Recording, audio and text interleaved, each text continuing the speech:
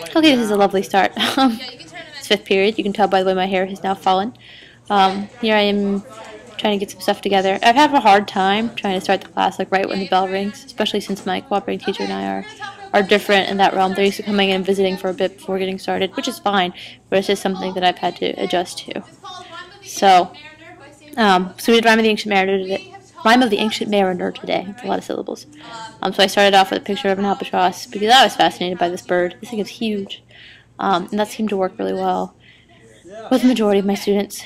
They were like, "Well, it's a big bird," and comparing it to different teacher sites and the building. So that was fun.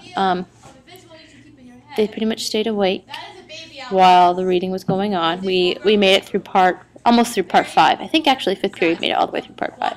And they seemed to like the project ideas that we were working on in class.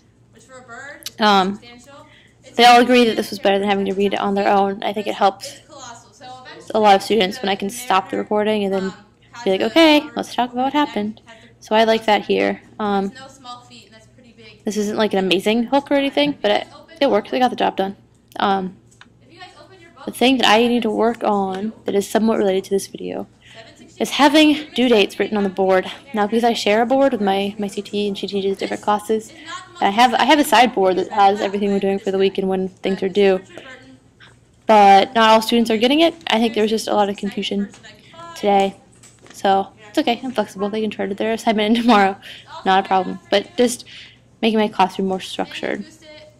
Which I feel like I'm growing into, and I'm at the point now where I can like add bells and whistles. I have like the core of it done. But back to these images, I really like the idea of having the images going along with the reading, because Dory's engravings really helped me understand rhyme, and I think it would help my students too who are struggling.